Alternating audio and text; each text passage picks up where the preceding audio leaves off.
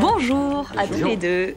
Nous sommes toutes des femmes de chambre. C'est l'un des panneaux que l'on pouvait lire dans les manifs de féministes dimanche dernier. Suite à l'affaire DSK, elles dénoncent une confusion entre liberté sexuelle et violence faite aux femmes, s'en prennent à ceux qui, sous couvert de bonnes intentions, auraient, dans les premières heures du scandale, au mieux oublié la victime présumée, au pire employé des expressions douteuses. Il n'y a pas mort d'homme, signé Jack Lang, ou encore ça. Je suis certain, enfin pratiquement certain, qu'il n'y a pas eu une tentative violente de viol. Je ne crois pas ça. Je connais le personnage, je ne pense pas. Qu'il y ait eu une imprudence, on peut pas le...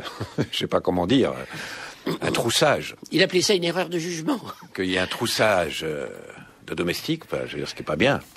Jean-François Kahn qui a décidé d'arrêter le journalisme suite à cette polémique. Les propos qu'on a entendus, c'est plus des propos de classe que de sexe.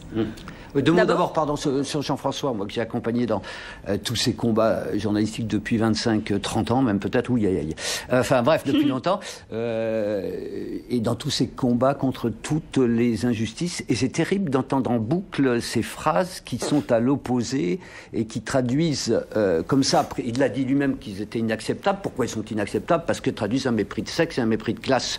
C'est-à-dire conjugués, renforcés l'un avec l'autre. Et c'est vrai qu'on a entendu beaucoup de réflexions dans ce sens-là. Donc Kahn, effectivement, a décidé, lui, pour l'instant, de suspendre son travail d'écriture journalistique. Hein.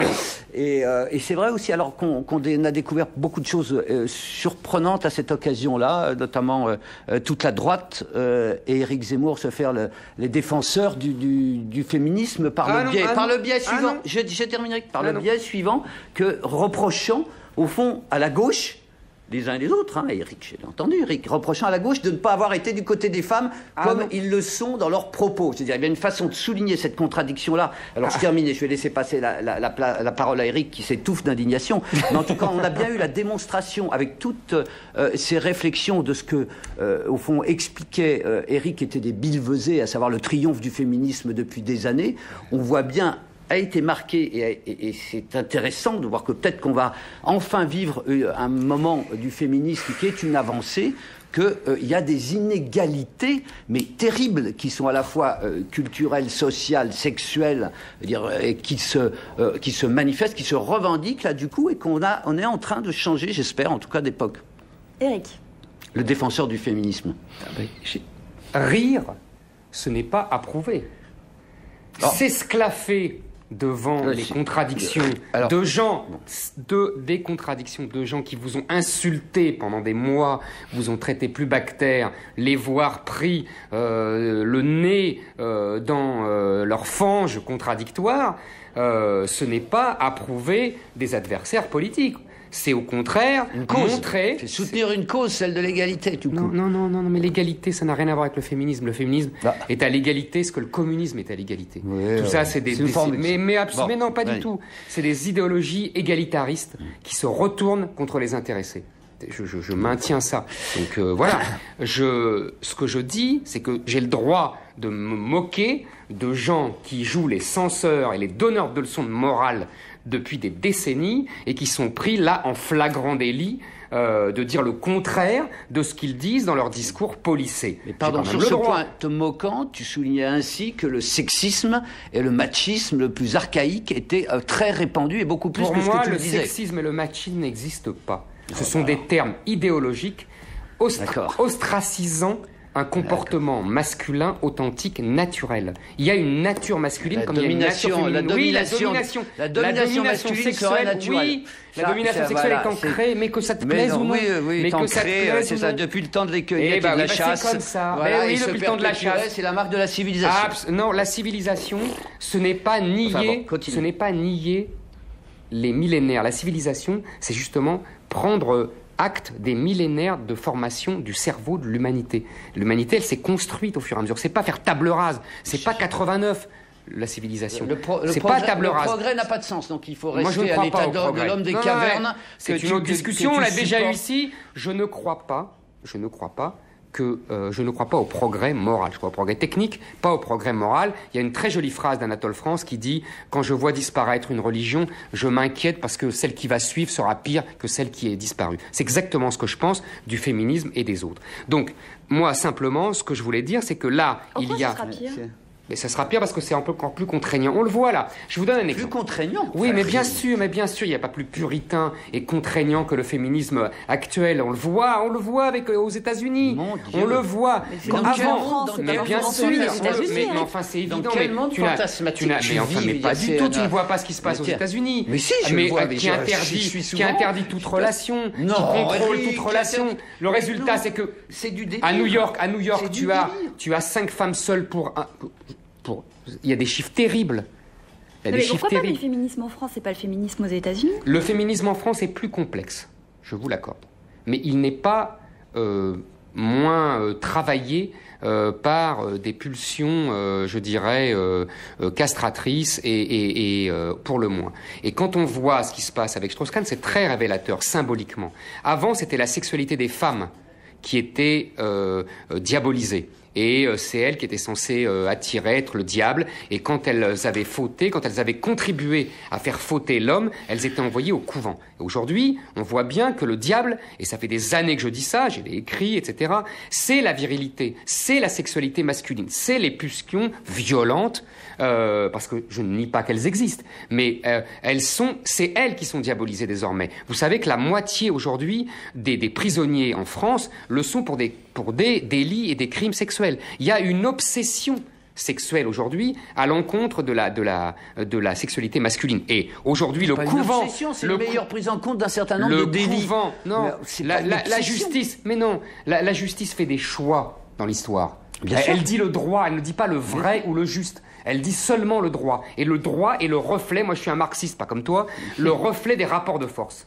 Et le rapport de force aujourd'hui, il est en faveur des féministes et la justice est le bras armé de cette idéologie-là. C'est tout. Non, enfin, je sais vraiment, tu vis dans un monde fantasmatique, alimenté par la peur de la castration. C'est ça qui est extraordinaire. C'est un espèce de fantasme, d'ailleurs, qui fait qu'on ne pense plus et on ne voit plus la réalité telle qu'elle est, qui te verrait être poursuivi par des hordes, féministes, par des hordes féministes armées de couteaux et de faucilles. Et se préparant à se livrer aux pires extrémités sur ton compte. Mais Eric, je parle de réalité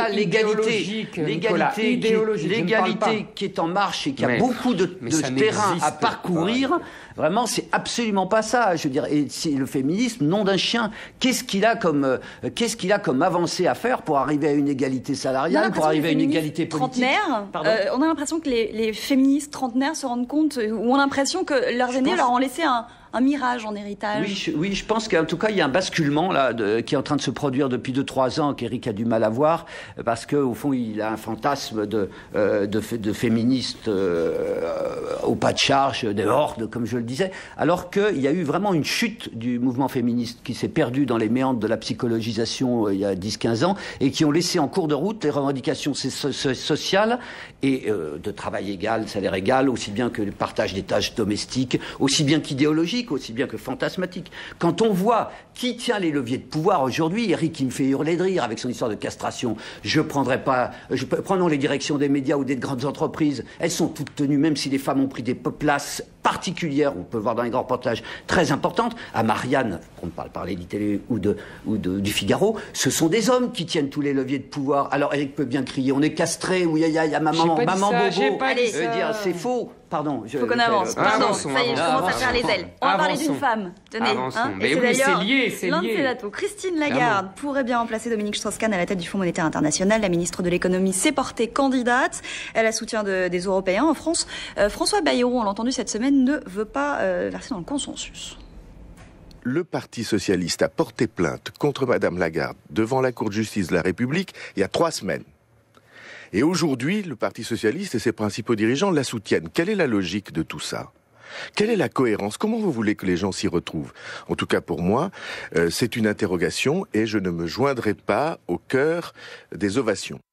On va revenir sur la candidature elle-même. D'abord, oui, effectivement, la gauche, le PS a du mal à trouver la ligne là-dessus. Là, on va sortir de la discussion sur le féminisme et on va attaquer sur l'idéologie. C'est très intéressant cette histoire. Là, une fois de plus, c'est une période extraordinaire en ce moment. Une fois de plus, la gauche tombe le masque. Mais là, de façon différente, en soutenant Lagarde, Aubry et Hollande ont bien rappelé l'histoire du référendum européen de 2005 et de tout ce qui s'est passé depuis 15 ans, qu'est-ce que c'est Lagarde? Lagarde, c'est le bon petit soldat, 1, de l'Amérique, 2, du libéralisme de la mondialisation. Elle n'est pas dans les nuances à la Guénaud, Lagarde. Mais bien sûr, elle est... Ah oui, d'accord. Oui, précise. C'est une libérale classique.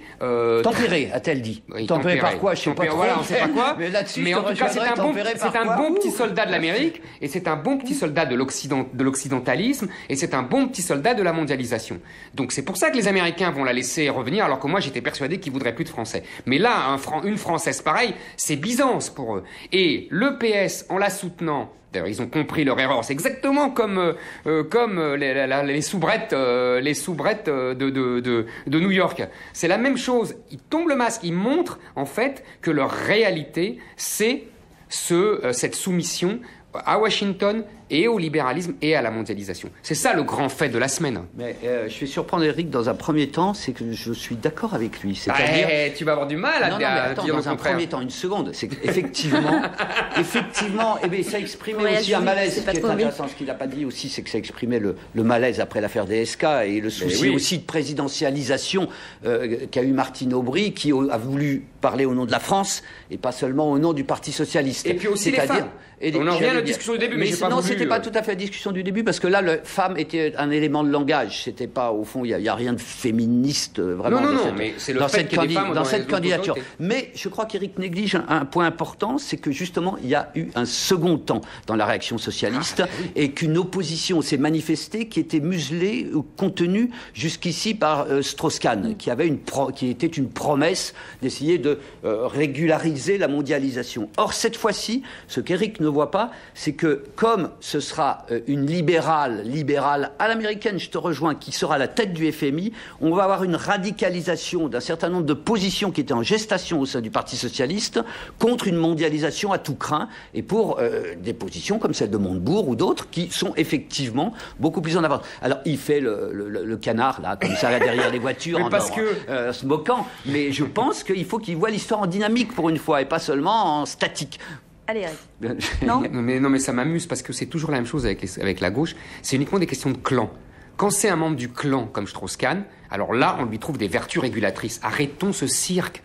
Il était lui aussi soumis à l'autorité des États-Unis. C'est les États-Unis qui dirigent le FMI. C'est pas Dominique Strauss-Kahn. Il faut arrêter avec ça. Alors il pouvait orienter, il pouvait impulser. Que tu t'es défini comme marxiste tout à l'heure. Ben oui. Néandertalien, je le rajoute. Jamais très bien. Contradictions entre il y a des contradictions, c'est ce que je dis. Les pays émergents, je suis d'accord.